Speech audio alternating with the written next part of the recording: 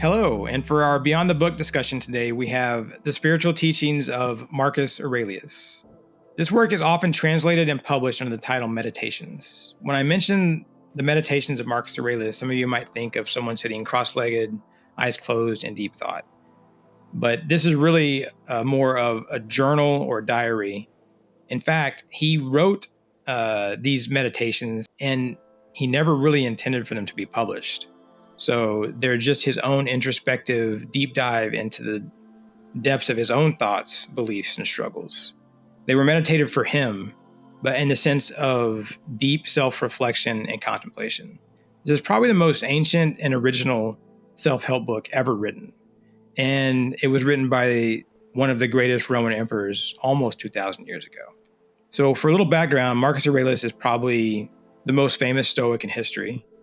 And this work's been published countless times in many different editions and translations. It's considered one of the greatest works in philosophical literature. I really like Mark Forstadter's arrangement of this work. He was a producer of Monty Python and the Holy Grail, and his introduction and insightful commentary before getting into the actual meditations that were written by Marcus Aurelius himself is just excellent. He explains the history of Stoicism and gives great context to it. And so let's get a little bit into the background and history of Stoicism. Stoicism goes back to about 300 BCE and a guy named Zeno. And it's named after a way to say painted porch, which is where Zeno used to teach. Its roots actually go back even further to Cynicism and great philosophers like Diogenes the Cynic. He may have been the world's first documented troll and lived in a giant ceramic jar on the streets of Athens. That's really a whole different book and discussion.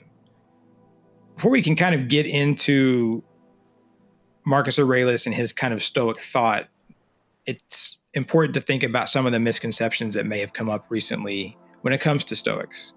I think when I was growing up, it's almost like we were taught that Stoics were these serious, almost grumpy characters, where, the actual philosophy was very much lost on me.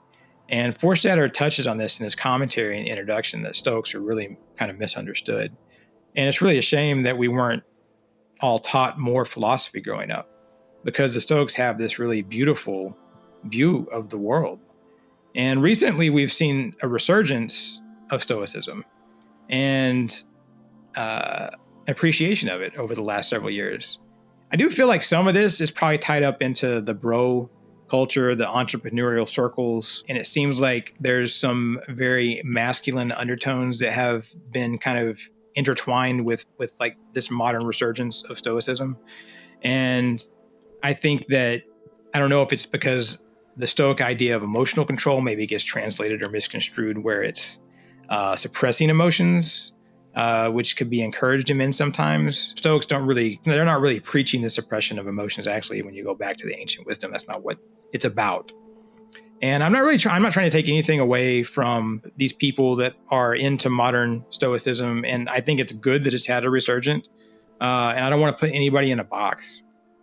It's just kind of a personal observation, and I could be off a bit on it. But it really is a beautiful philosophy for all.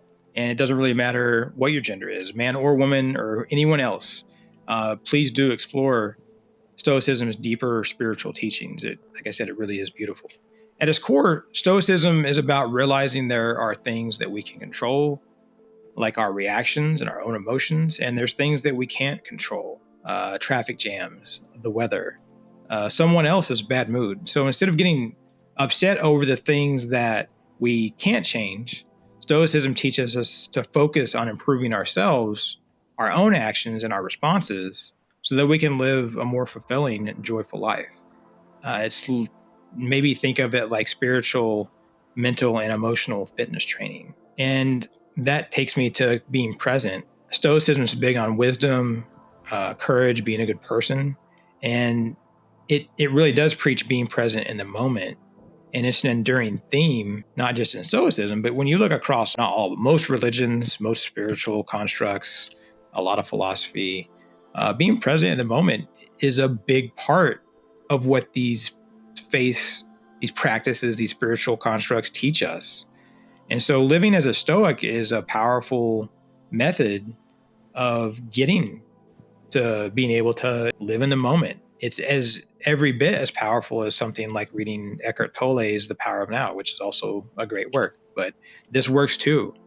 Marcus Aurelius said, "And finally, you've forgotten that every person lives only in the present moment and can lose only this." So he aptly tells us here that the present is all we will ever have.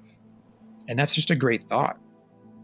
He goes on to say, "Everything you wish to eventually achieve, you can have right now if you don't refuse it to yourself. And this means taking no notice of the past, trusting the future to providence, and living now in union with faith." So if we can forget the past, if we can let the future take care of itself, then we can live here in this present moment. And suddenly that opens us up to all these possibilities in life. And that, again, that's just a really interesting and effective way of thinking and living. And everything's connected. There's this Stoic idea of interconnectedness of all beings, living in accordance with nature and the meaningfulness of that.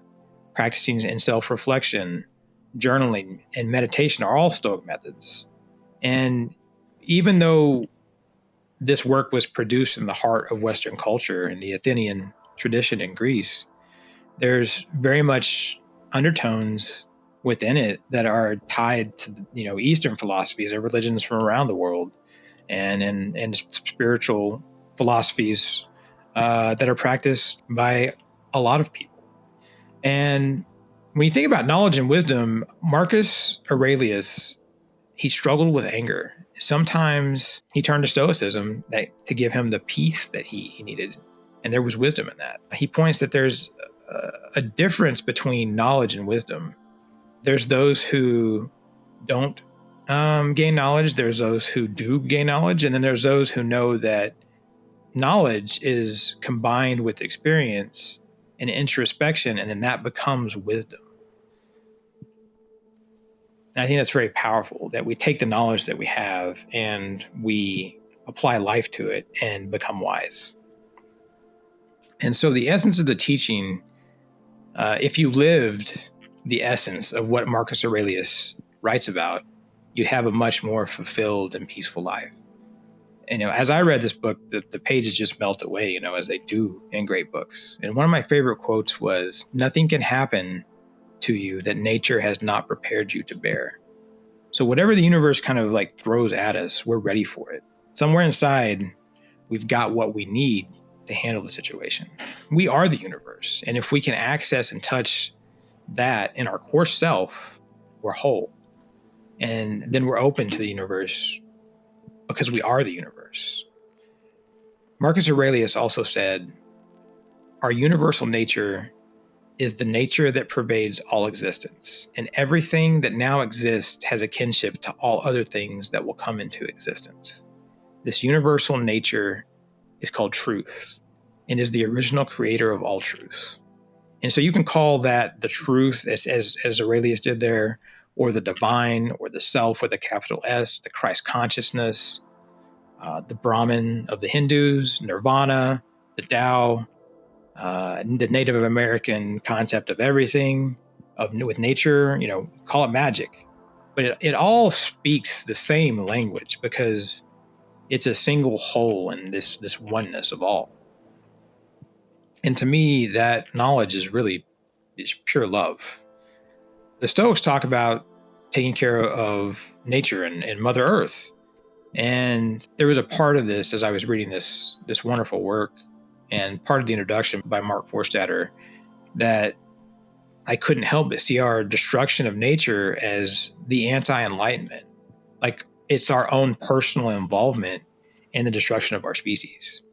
And I think that leads us towards kind of a dark age. And I don't say that, I don't want to be too negative, because I have real great hope and faith in humanity. But it just, it made me think about taking care of the earth around us. And so I think just take a minute to reflect on that and our part in all of this, that we can change ourselves and then we can change the world around us. And so go be with nature as you are nature. You're not just in it, you are it.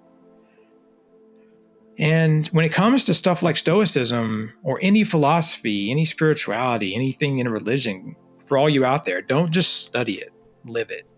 Don't just read it, practice it, live in it. And that goes back to turning your knowledge into wisdom through experience. Again, wisdom is the application of knowledge through intuition and seeing the true whole of the world. Intuition comes from our inner core self, that divine or universal thing inside of us. So be that change that you want to see in the world. Practice and live what you preach and walk the walk. And I think that the Stoics really are in line with all of that. Marcus Aurelius said, live each day. The perfection of character consists in living each day as if it were the last, and being neither violently excited nor apathetic nor insincere. So have you ever thought about living each day just as it is? Is it possible? Could we do it as an exercise of peace for ourselves? Or at least to the best extent possible? Even if in doing this, experimenting with it, you occasionally do your future self a solid by paying a bill or two, still trying to live for the day. What would you do if you lived each day as if it were your last? Ask yourself that question. What would you do if you lived each day as if it were your last? He also said, it's quite possible to become a great sage and yet never be recognized. And if we take this to heart, we know a couple of things. We can always be looking out for the wisdom in others. And we can also quietly acknowledge our own power within to be our own teacher, guide, and guru, because we can use those external lights to help us on our path from others, the wisdom that others have, and help light our path until we carry our own light. And then you can walk wherever you want when you have that light inside. When you know that, it's there, even if you don't know it's there. So use that light inside to guide your path. And there's wisdom in sticking with routines. Marcus Aurelius said, don't be frustrated, discouraged, or impatient. If you can't do everything according to your principles, if you fail, turn back satisfied that most of your actions follow man's good nature, and cherish the practice to which you return. So don't let one moment of your day where you mess up or don't live up to a habit or routine that you set for yourself derail you. Get back on track and do your thing, because you've got this. It's wise advice. Marcus Aurelius said, think about how many years you have been putting things off and how often the gods have given you extra periods of grace, and still you don't use them. And in this, I thought to myself here, we all have time. There's only the decision we make on how to use it. It's never too late to do what you want to do what you're meant to do. So think about, what's your higher purpose, your dharma? What if you decided right now to live your dharma? Or you decided right now to discover what your dharma is exactly? Imagine living your higher purpose every day in everything that you do. And Aurelius said on problem solving, today I have removed myself from my problems, or rather have gotten rid of my problems, for they weren't outside of me, but inside, and especially in the judgments of my mind. And this goes into how we hold on to judgments and attachments. Learn to let go. Forgive yourself. Forgive others. Why do your problems have domain over you? There's a better way, and it's right there inside of you. Marcus Aurelius said, don't worry about what you don't have, but think instead about what you do possess. And this is something that, when I think about it myself, it's dear to me. It's made me turn to gratitude, looking at the value of all that I personally have and that I'm blessed with. And if I'm going to purchase something now, I think, am I actually going to use this? And I think being joyful about our current possessions is something that can carry us a really long way. And on being open to the universe, Aurelius said, when your inner spirit is in harmony with nature, it can adapt easily to all events and possibilities. So be open to the universe, and you will live in peace. When we close ourselves off to our origin, that divine self, or whatever you want to call it, that connection to all things, we starve ourselves. Along these same lines, Aurelius says, no longer breathe only with the atmosphere surrounding you, but let your mind breathe in a similar way with the mind that runs through everything. And that goes back to that pantheistic universal ribbon that runs through all of us. The stardust, the origin, the fact that we're all made up of the same thing, that we are all part of one another, and that we're all a part of everything around us. We are the universe. He speaks on our mental well-being and says, you have within you the power to obliterate many superfluous and disturbing things, for they are entirely in your mind. And that is a powerful thing. It's one of those things that's absolutely easier said than done. But it speaks to his knowledge that the path to wholeness is within, and knowing that we're already whole, even if we don't know it. Think about that for a minute too. I encourage you all, we are already whole, even if we don't know it, and explore that. So I think to know Marcus Aurelius' teachings is to understand the path to enlightenment, clarity, understanding, or anything else that you may call it. There's this clear path. It's really a warm one. And he speaks in Meditations that this journey doesn't have to be a lonely one. The fact that we're all universally tied together was a constant theme in this book. So if you're ever looking for a vibrant community of people to share your spiritual path with, go to keyshard.org right now and join us and have these conversations. Share this with someone. And if you could please hit that like for this video and subscribe to our channel, we'd really appreciate it. And you could get more videos just like this. Until next time, I wish you peace on your journey.